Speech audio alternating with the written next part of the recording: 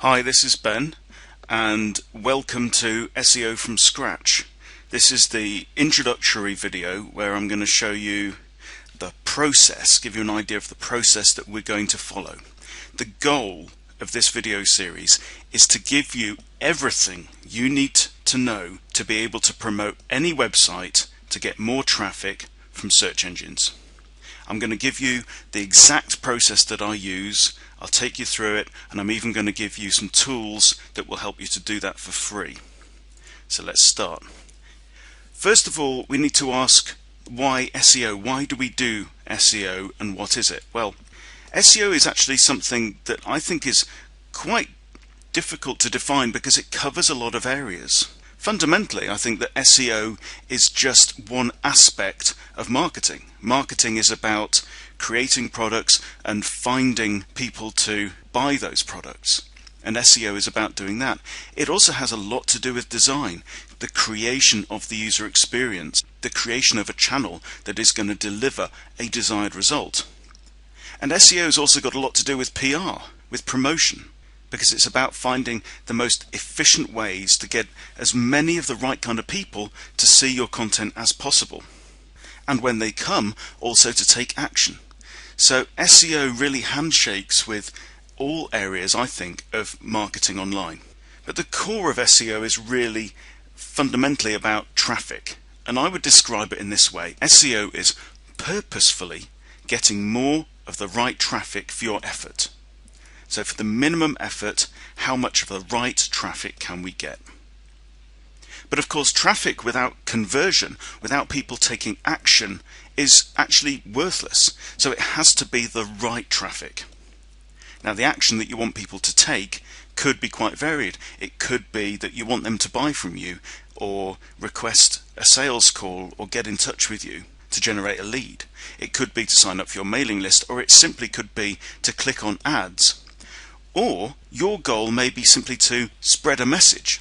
For example, if you're a charity or a political organization, your goal simply could be to get your message to as many people as possible. So all of those are valid goals. And SEO needs to be done in the context of getting as many of those goals achieved as possible. So I'm going to give you my complete process, the exact process I use to get my clients more traffic. Now, you don't need any SEO experience in order to follow this. I will explain everything from first principles, from scratch. But when you've watched this series, you will actually have enough knowledge, I think, to be able to sell your services in SEO. The information that I'm going to give you is real, practical stuff from first principles. You will understand what you need to do, and you'll understand why we're doing it. So let's look at the process that we're going to be studying over this video series. We'll start with keyword research. That's identifying which search terms you want to rank for. Then we'll look at creating and optimizing content, deciding what content you need to create and how to make it relevant to the search term that you've chosen. Then we'll look at promotion, because people have got to see your content. There's no point in having great content if it's not seen. So promotion is absolutely a great big part of SEO. And you will want to repeat the process. You'll need to track the content that you have out there. You may need to respond to changes in ranking. And of course, you can always go back to your keyword research, create more content to get more traffic. And that's how it works. So a quick overview of keyword research then. The purpose of keyword research is to identify target search phrases. And the types of phrases that we're looking for are phrases that have relatively high traffic, relatively low competition, and that are relevant to your offering. The next step is to create and optimize content. So as we said, we need to choose what content to create, choose where to publish that content, because you do have options. And then we need to optimize your content around your target phrase. The next step after publishing your content is to promote it. Great content can't be popular unless it's seen. There's no point hiding your light under a bushel. And there are lots of ways that we can promote content. Link building is one. Social media is becoming more and more prominent over time. and also outreach. So we'll cover all of those aspects and help you to decide for your content which is going to be the most effective for you at each time. And finally, repeat. Don't stop creating good content. There's no limit to how much content you can create. You will need to track your search positions regularly, but not too regularly. And you'll need to respond to changes that may happen. If you gain positions for some reason, if you drop in the search rankings for some reason, that can have an impact on your traffic. And I'm going to help you to discern which changes in ranking are the most important and which you need to respond to. So all of this, remember, is about how to use your time most effectively, because your time is the finite resource here. And of course, you don't want to stop promoting the content that you have, and we'll look at ways that you can do that. The more content that you have, in theory, the more people that you can reach. And remember, publishing online is cheap. There really is no limit to how many pages that you can make. Publishing on the web is not like publishing a book or a magazine or bringing out a billboard advertisement or placing an ad in a newspaper, for example. I can create a web page in minutes, and the tools that we have today, platforms like WordPress, make that so much easier and quicker to do. But still, I'm going to keep emphasizing the importance of the quality of your content. So I just want to say a little bit about the difference between black hat and white hat SEO. These are terms that you may come across. So let's just quickly describe what they are. Black hat SEO really refers to the discipline of getting web pages to rank as high as possible in the search engines, whether or not that is done in a way that is really compatible with what the search engines really want. Black hat is about getting your content to rank using whatever means possible. White hat SEO, on the other hand, means getting your content to rank as high as possible in a way that is completely in alignment with what the search engines want. Because what the search engines really want is genuine, high quality, relevant content that they can promote in response to people's searches. So white hat, if you want to boil it right down, is about getting those rankings by creating that high quality, relevant content. Whereas black hat you might describe as getting content to rank in a way that it appears more relevant than it actually is. Now, the whole process that I'm going to describe to you is white hat SEO. And let me explain why I'm proposing that this is the best method to follow. Well, with white hat SEO, the assets that you create, the websites and the web pages that you create, should actually gain value over time. They should gain authority. They should gain more links from other websites in a very natural way. So there really should be no risk, or less risk, than using black hat techniques, because if your content is genuinely good and genuinely useful and genuinely relevant, then there is no reason why Google and other search engines shouldn't like your content and shouldn't actually be working with you to get more people to see that content.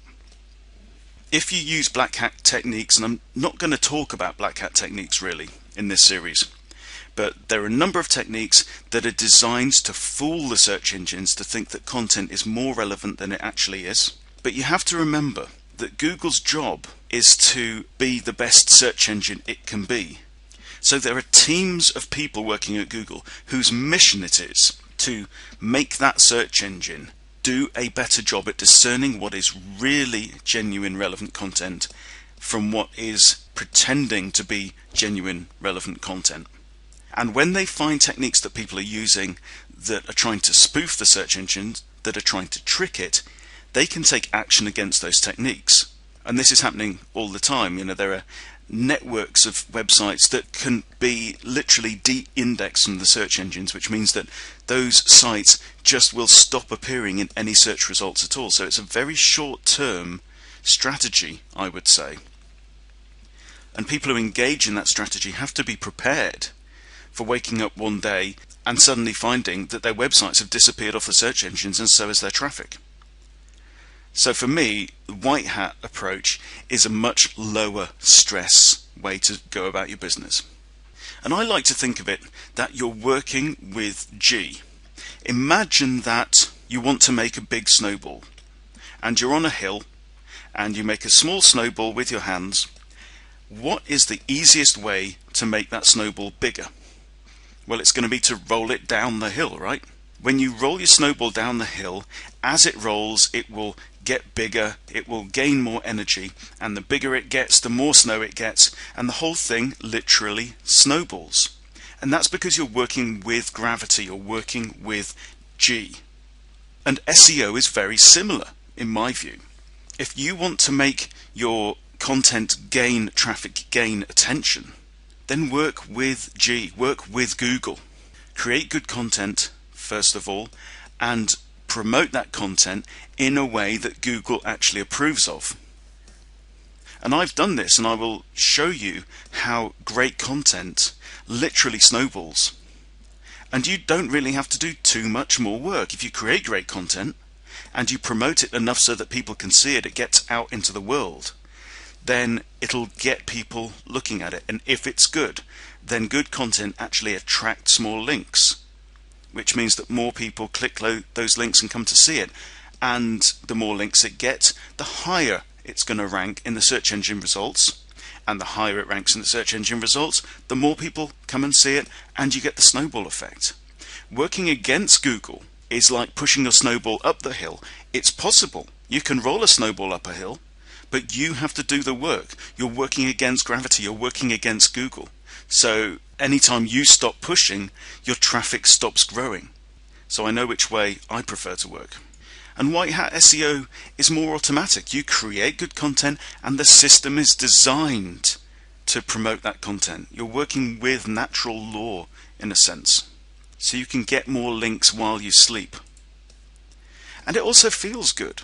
I don't enjoy the idea of trying to trick Google. I much prefer getting good results from Google and getting good feedback from the people who visit my websites and view my content and my clients' content, and to know that I'm doing that in a way that is not going to jeopardize my own business or my client's business. And I can have pride in the work that I do. So let's make a start. Let's go over the basics of search engine optimization. So we have to start by looking at what the search engines are trying to do. Well, a search engine's job is to identify the most relevant content. When somebody types in a search phrase, what's going to come number one? What's going to come up number two? See, search engines like Google usually have to arrange millions of potentially relevant pages in order of relevance. Imagine how difficult a task that is.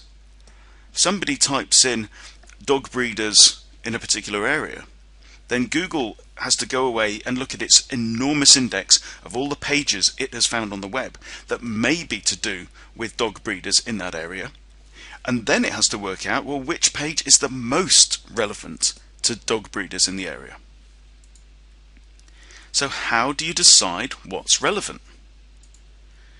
Well, in the old days, in the mid-1990s, when I started making web pages, it was actually very easy to fool the search engines. We had search engines like Hotbot and Lycos and AltaVista, and they all really suffered from the same kind of limitation. Generally, they looked only at on-page factors.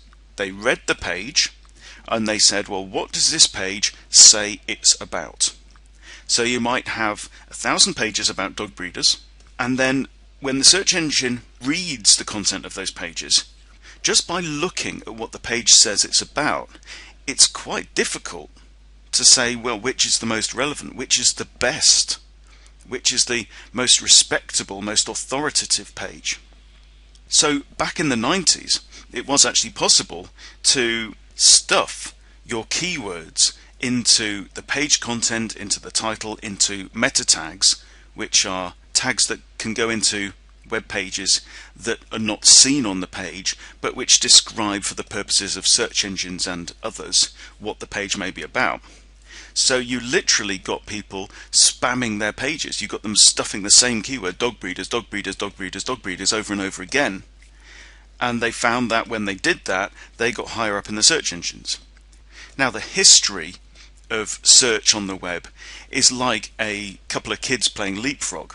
Somebody would find a way to spoof the search engines, to trick them, and then the search engines would spot that technique, and then they would overtake, and then the black hat people would then find another technique, and everyone's constantly playing catch up with each other.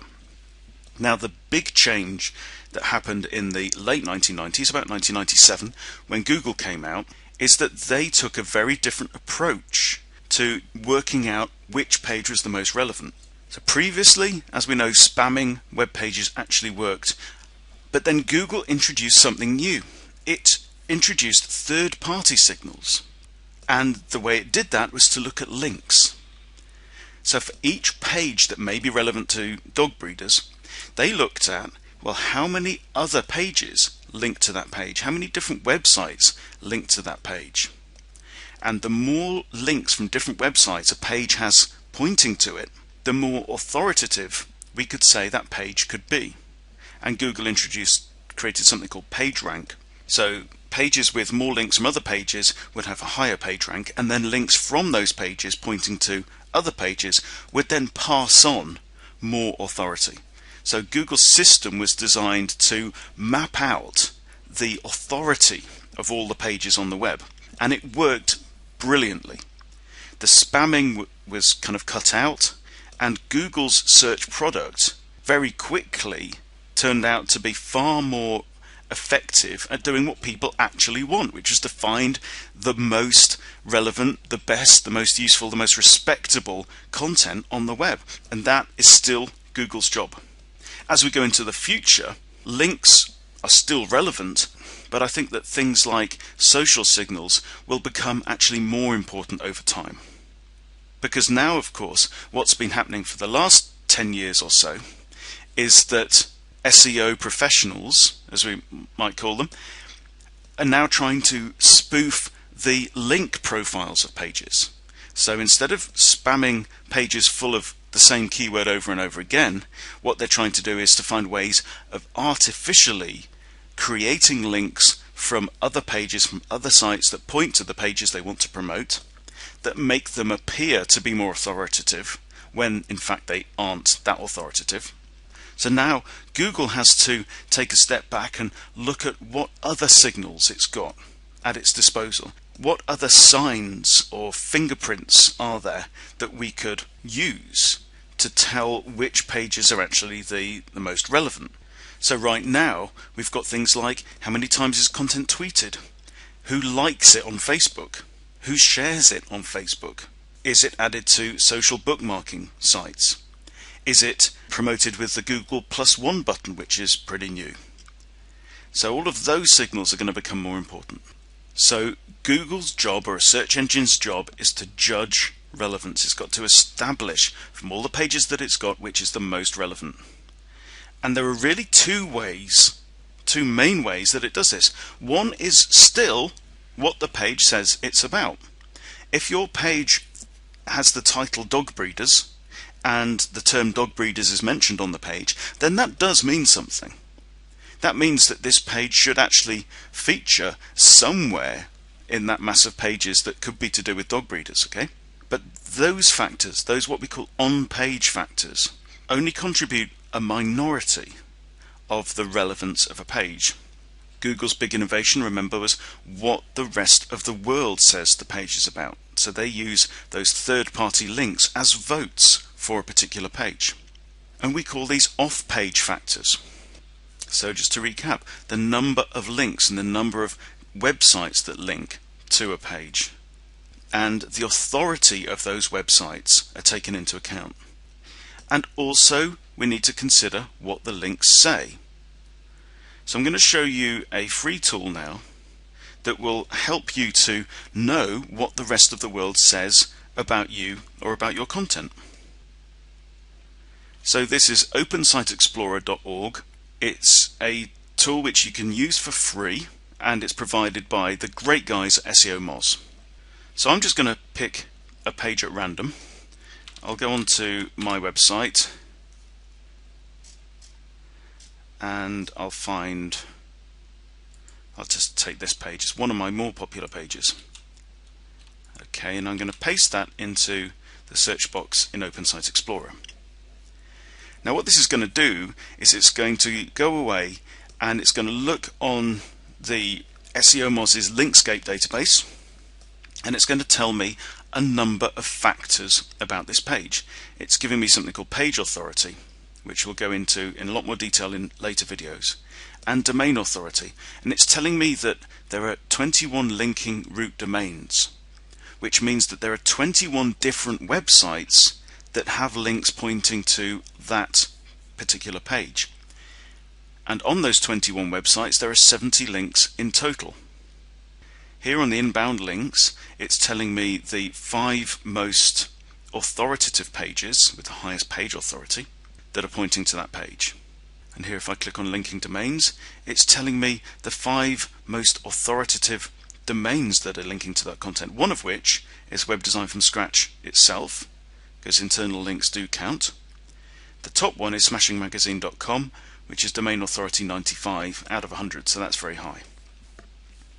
But this is the thing that I wanted to show you, the anchor text tab. And here, this is showing me, again, just the top 5 most popular link text. So this is the text that you would see highlighted on a web page, and the text that you would click on to follow the link. So one of the most important factors that Google uses in order to say, well, what does the rest of the world say that page is about, is the link text. So here it's saying that there are 12 different websites that just have the word Scratch Media pointing to it, which is my old company name. Then this one is Am I Human? How to Defend Your something or other. And I can expand that and see actually where those links are coming from. There's one here that says click here to read more. Then we've got something in Russian, and then we've actually got just the URL of the page itself. So I do recommend that you use OpenSite Explorer to see what link text the rest of the world is using to talk about your pages. And we're going to be looking at this tool and others like it a lot more later in the series. So these off-page factors, when you take them together, how many links you've got, how many websites they're coming from, how authoritative and respectable are those websites, and what the links actually say in the clickable text on them. When you take all of that together, we call that really an inbound link profile. And the more of those factors that you've got and the more relevant the link text is, then the higher your inbound link profile will be. And in terms of OpenSite Explorer, all of that will build your page authority, and page authority really is a raw indicator of how strong your link profile is, which is a very, very relevant factor in how easy it's going to be to get that page to rank. So what are we actually setting out to do here? Well, the bottom line is we want to get the maximum relevant traffic in return for the effort that we expend. So we start with keyword research, which identifies likely candidate target phrases, the phrases that people actually type into Google and other search engines. Then we also need to do competitive analysis. So we need to look at those target phrases. We need to look at how much competition there is for those phrases, so we can filter those down into phrases that we might actually target versus ones that it would not be worth our while to target. And then finally we select terms, we target those terms that are relevant and for which we can rank high, and also we would add that we're going to get the maximum amount of traffic for. But it's really important to rank high. Why is it important to rank high? Well, here's why. The chart on the left hand side shows data that's come from various research that gives us the average click-through rate. This is the click distribution throughout the top 20 search results on Google. So what this is saying is, on average, taken over a very large sample, the number one result in Google for any search term is likely to be around 1 click out of every 3 clicks that are clicked. The number 2 term is a little bit less than half of that. That one gets about 1 in 6. The number 3 term gets about 1 in 9, and so on. And this graph actually shows you where all those clicks go. So you can see that the vast majority of clicks, around 95% of all the clicks that are clicked, go to the pages between 1 and 10. Those results, that is page 1 of the search results. 95% of all the clicks go to pages that are on that first page in the search results. After that, page 2 drops down sharply, and after page 2 it's pretty much zero. Okay, so no matter how popular a term is, if you're below page 2, you're not really going to get much at all. You'll get very, very few clicks, if any, if you're below page 2. But obviously, it's much better to be up here. It's much better to be in the top 1, top 2, top 3. Because the number 1 result gets twice as many clicks as the number 2 result.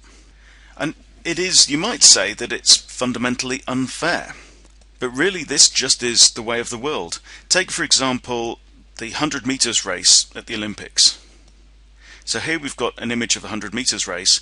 The number 1 competitor there is going to get a gold medal, and then the 2 next people to cross that line will get the silver and the bronze, and everyone else goes away with nothing. Even though the competition may be really, really close, there may be only 100th of a second separating those first 3 people, and then number 4 and number 5 might be just a whisker behind them, but it doesn't matter. If you're number 1, then you get the gold, and the next person across the line gets the silver. Gold is worth a lot more than silver, and it's the same with the search engines. You might also consider the marathon at the Olympic Games. Now here there are a lot more people competing, but there's still only 3 medals. There's still only a gold, a silver and a bronze that go to the top 3 people to finish. No matter how close the others are, the spoils, the rewards go to the people who finish the line first. It's the same kind of thing in Formula 1, or in most races actually, where the points are distributed unevenly in favour of the people who come first, second, third, fourth. It's actually, I think, down to about 10th in Formula 1. But the person who finishes first gets a lot more points than the person who finishes second. And if you are outside that top 10, there's no points for you. So our goal has to be to finish in the medals. It has to be to finish in the top 10. There's no point aiming for position number 12 and being happy with that, because you can actually do a lot better by ranking at the top of page 1 for a term that may be less popular than by ranking on page 2 for a more popular term, because of this inbuilt unfairness or unevenness in the distribution of clicks. So what's the goal of keyword research? Well, it's to find the most relevant content for which you can get as much traffic as possible. Obviously, the more searches the better. The more popular a term is, the more times it gets searched every month, the more traffic may be available.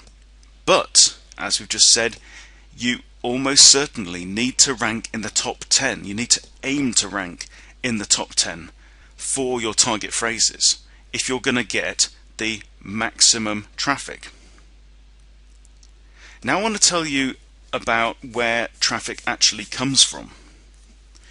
So this graph here represents part of another graph which I'll show you in a second. And this graph is based on how many visits I've got to my website over a 1-year period, okay, for people coming from the search engines for different search terms. So let me show you in Google Analytics. So this is my search traffic over the last 12 months in Google Analytics. It's going from April 2011 to the present day. As you can see, my traffic has gone up. This is on a weekly basis, gone from a low of about 8,000 visits per week, and last week we got 25,000. So that's actually tripled over the year, which I'm very, very happy about. If I scroll down, not provided is an unfortunate new development. You get that when somebody visits your site who is logged into Google at the time. So they don't actually then pass on the search that they use to get to your site. But my most popular term is Web 2.0 design, and nearly 11,300 people typed that into a search engine, but mainly Google, over the last 12 months, and then clicked a link to get through to my site. And that's recorded by Google Analytics. The next term, Best Designed Websites, gets 9,000 visits. Okay. The next term, Web 2.0, gets 7,434. Now, this is out of over 750,000 visits from organic search over the 12-month period. So what's interesting to me is to ask, well, these terms are really popular. Is it these terms that provide most of the visits to my website? So what I've done is I've exported, this page will show me the top 500 terms, okay? So I exported these and then I've imported them into a spreadsheet. And here they are. So what I've done in the next column is I'm doing a cumulative calculation. So as we go down, it's adding up all of the traffic that's come to these terms so far. And then I'm figuring out the percentage of the total traffic. Now the total traffic, taking out the not provided ones, is 687,000. Okay, so this term on its own, Web 2.0 design, that's 1.6% of all the visits to my website from search come from that term. The top two terms together are worth 3%. The top three terms are worth 4%. The top four terms are worth 5%. So what I'm interested in is I wonder where the 50% mark is. So I'm adding all of these together, and then let's scroll down and see if we can find where that 50% mark is. Okay, my top 100 terms. Web Design from Scratch is my 100th most popular term, and we are totaling, my top 100 terms only totaling 22% at this point. So I carry on scrolling down. The quarter mark comes around the top 150 terms, and I carry on scrolling and scroll down and down and down and down and down. 37, 30, 40, there we go, 45. Okay, here we've got almost 2,000, my 2,000 most popular terms that bring the most traffic to my website. Okay, add up all the traffic from all those 2,000 variations and combinations, and they are only worth 46% of the traffic. It's likely that I'll need to look at and analyze another 1,000 terms to find that 50% point. Okay, now when I put these numbers into a graph, this is what it looks like. Okay, so here is where they are in the list of most popular. So the number one most popular search term gets about 11,000 searches, and they go down here. Okay, now it seems like there's an awful lot of traffic there, and in fact there is. But look at what happens to the graph after that. It's flattened out, but it's very, very long.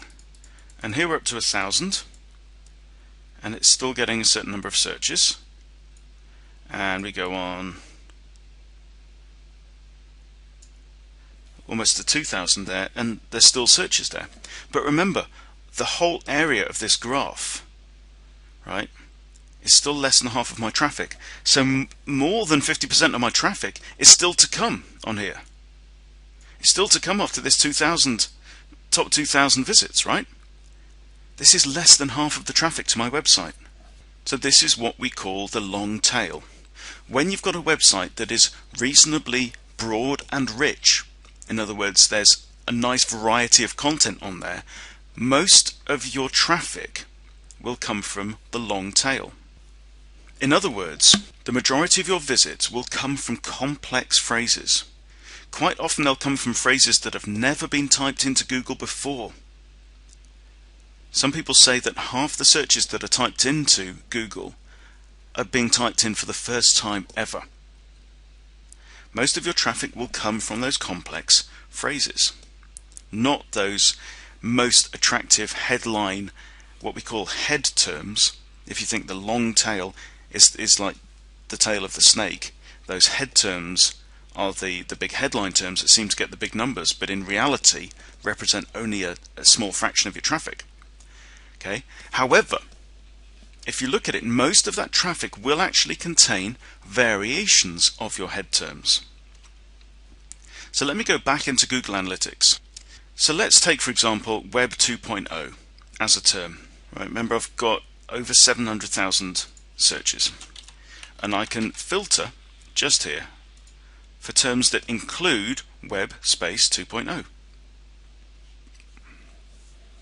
And although the term Web 2.0 gets just 7,000 searches in that year, we've got the term Web 2.0 design, which gets another 11,000. But look, over 51,000 searches contain Web 2.0. So Web 2.0 is one of my most popular terms just in its own right. It's a head term. But we've got all of these variations that get hundreds of visits each. Web 2.0 design style, style Web 2.0, Web 2.0 gradients, best Web 2.0 sites, Web 2.0 guide. And they go on and on and on and on. Hundreds of different variations.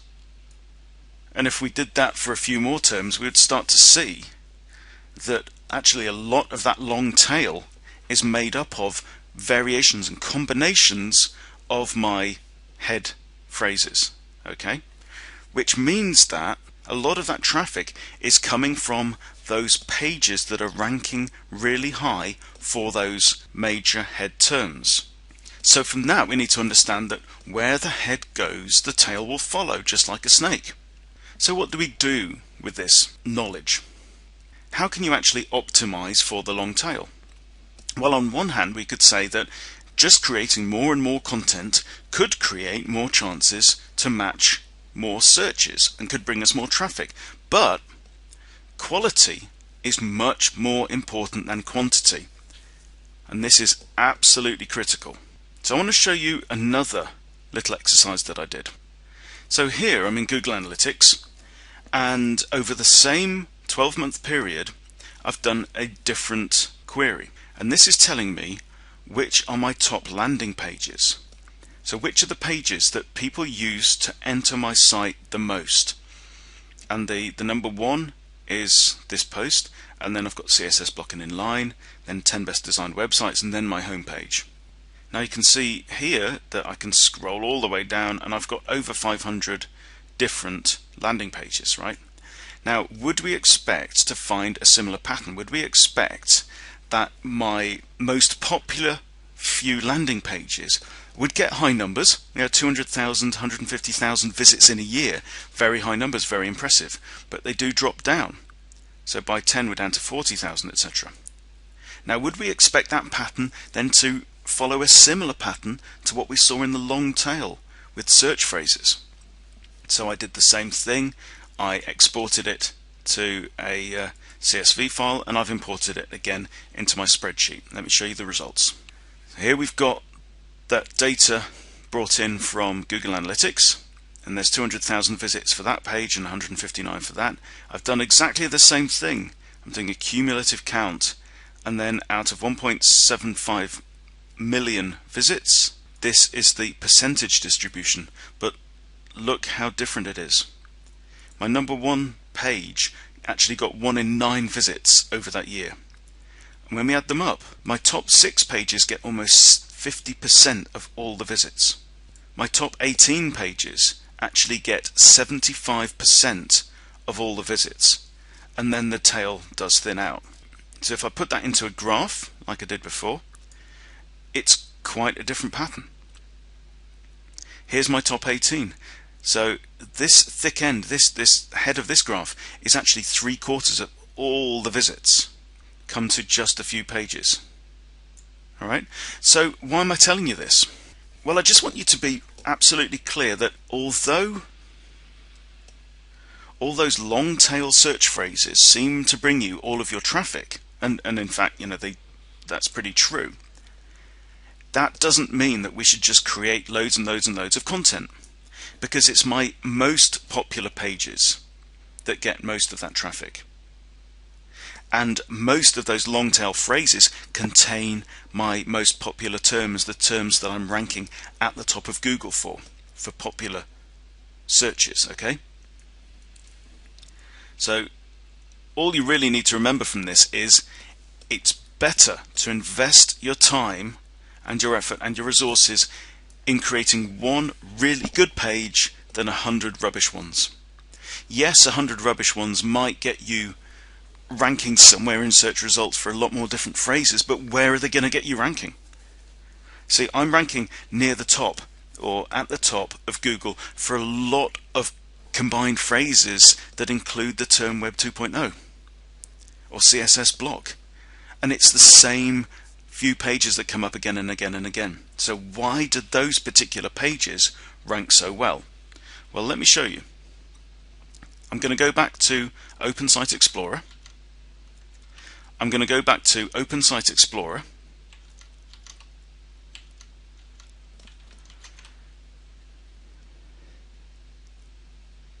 And here we've got one of my more popular pages that we looked at before.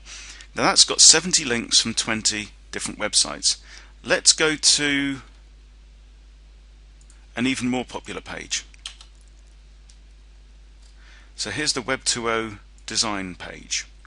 I'm going to copy that and I'm going to put that one into Open Site Explorer. So previously we had 21 different websites, 70 links. Okay, this page was created a few years ago. It has a page authority of 69 out of 100. It's got 354 links from 75 different websites. It's been shared 197 times on Facebook. It's had 74 Facebook likes, 183 tweets, and has been added to Google +1 28 times. It's got a variety of link text here, as we can see, a lot of them including Web 2.0, Web 2.0 design.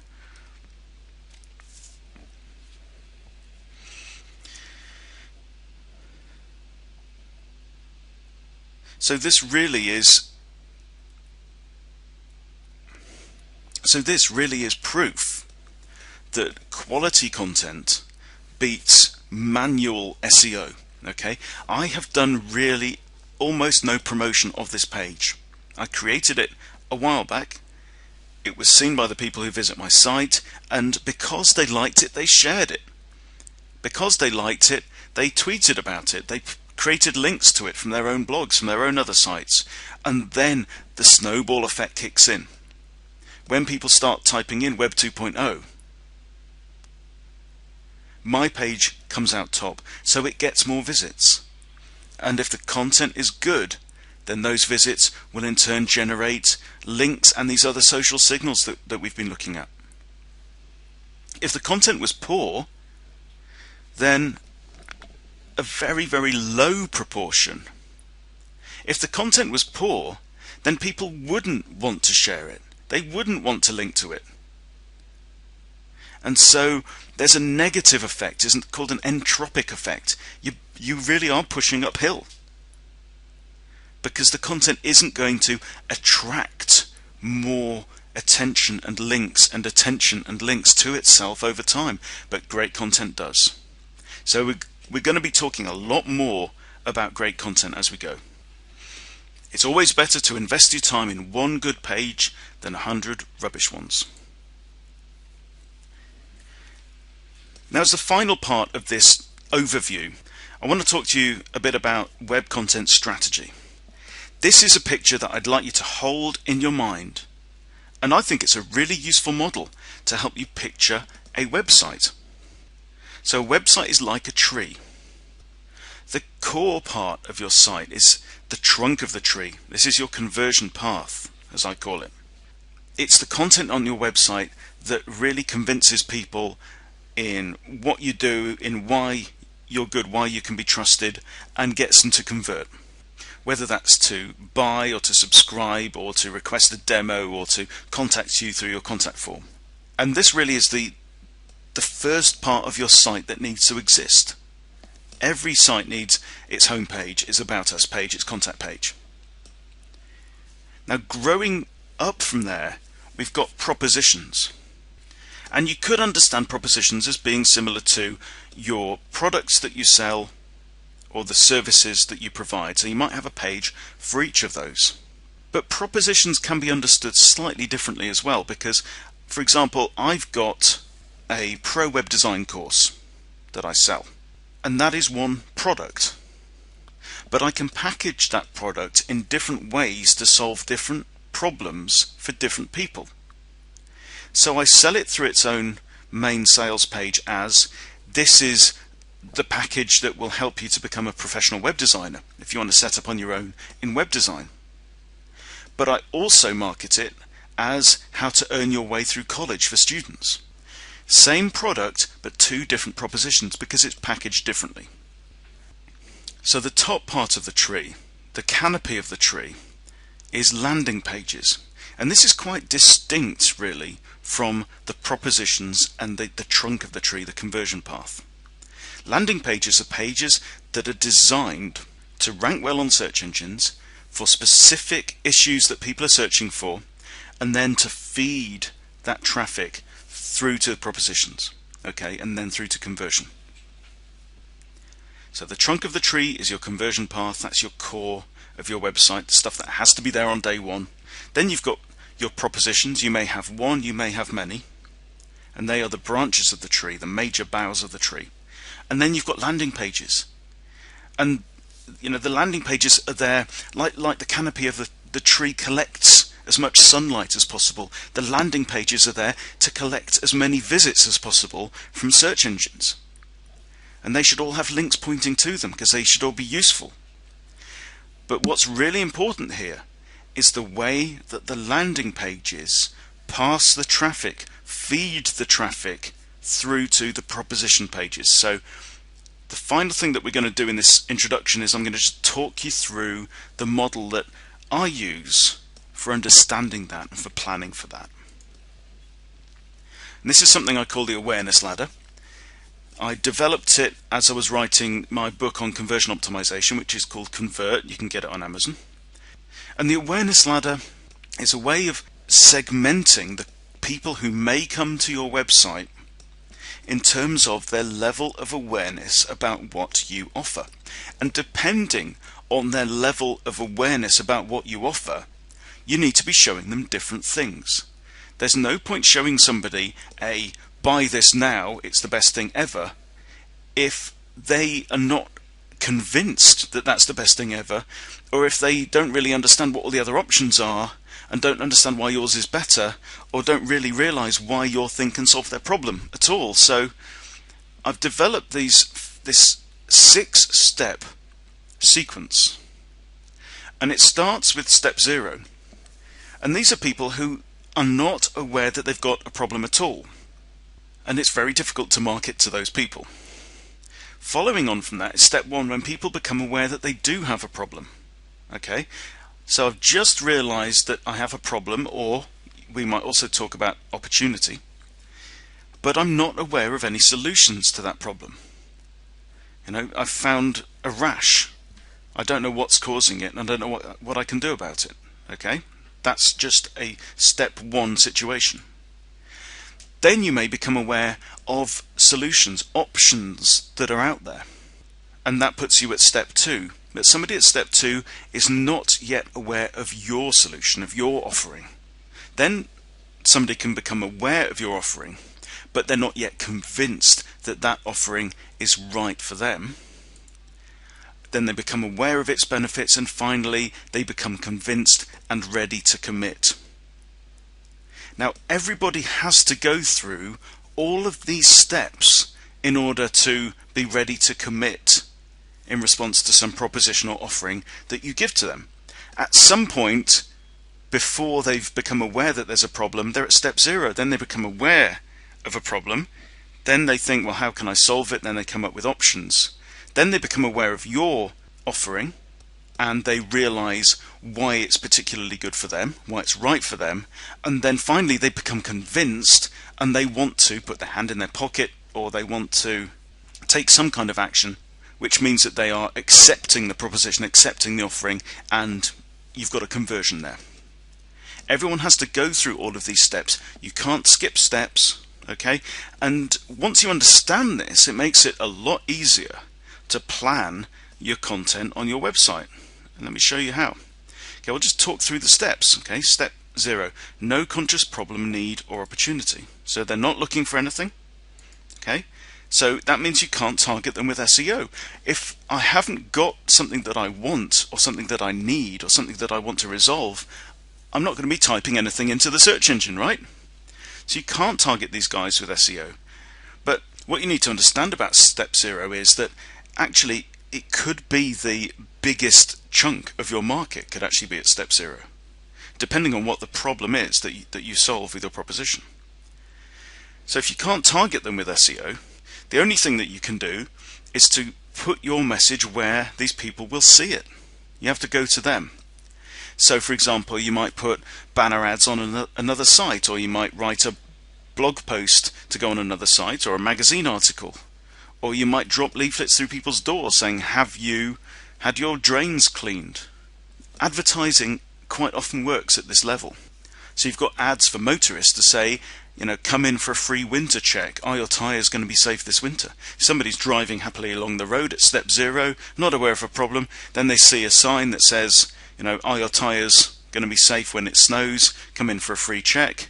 Okay, suddenly they go through from step 0 to step 1. I do have a problem, and then they are presented with a solution, and there's a call to action to say come in and get it sorted out. But online, and particularly when we're thinking about search engines, you can't market to people at step 0 through the search engines. Then once you become aware that there is a problem or an opportunity, you move to step 1, and now you can identify people by their searches. Okay, so somebody who's at step 1 might be typing in something like how can I, or they might just describe their problem. Difficulty sleeping is a step 1 thing. They're not saying, is valerian root an effective solution for sleep problems? Okay, because that means they're already aware of solutions. These are people at step 1. They're just talking about their problem. It may also be an opportunity. So it might be, how can I earn money from home? Or ways to do this. Okay, all step 1 kind of language. So what you do for people at this level is that you create what we call step 1 content. You create a page called difficulty sleeping, or a page called earn money from home, or a page called how can I ... whatever the problem is, okay, that people have. You create content dedicated to that, okay, and then once people land on that content, what you do is you meet them where they are, you show you understand the problem or the opportunity, and then you go on to step 2, okay, where you start to talk about the options that are available. So let's look at step 2. People at step 2 are aware that there are solutions or options, but they don't know which one's right for them. And how can you identify these people? Well, again, by their search phrases. What is the best way to? What is an alternative to some product or some method? Does something or other work for something? There's loads of different ways that people can actually reveal that they are at step 2. They've got a problem.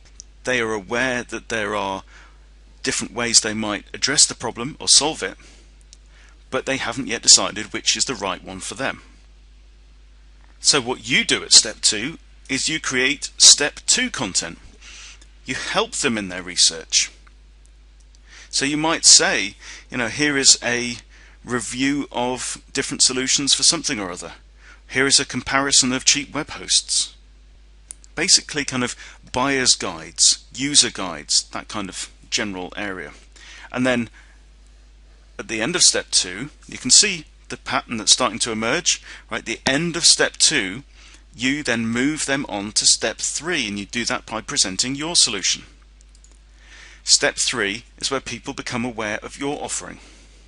Okay, remember, an offering is not necessarily the same as a product or a service. The same product or service could be used to solve different problems or different issues. I have a consulting service, and I have 1 day rate for consulting. It's basically one service that I offer, but that service could apply to a huge range of different problems that people may have with their online marketing, or a huge range of different opportunities that they want to capitalize on. So there's nothing to stop me from presenting that consulting package in multiple different contexts, okay? Now at step 3, people will generally already be on your site. Okay, they'll be on your offering pages. It might be your homepage that summarizes who you are and what you do. Or it might be the page for a specific product or service or offering. So generally step 3 and onwards, people will be on your website. So what you need to do, they're at step 3 now, they're aware of your offering, you don't need to keep telling them anything. And it may be inappropriate or premature to try and get them to commit or convert at this point, because we've got step 4 next. And step 4 is to become aware and convinced of the benefits to them of whatever it is that you're offering. So we move on to step 4 and step 5. This is basically the content that helps people to become convinced that what you're offering is the right thing for them at this time, and then to compel them to take action.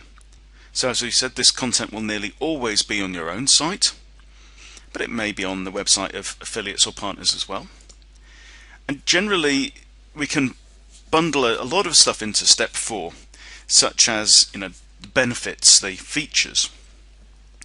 You might have proof and evidence, which might be tests, case studies, reviews, and also social proof, things like testimonials, what people say about your product, and FAQs. And all of this stuff can help build visitors' confidence on one side and resolve their doubts.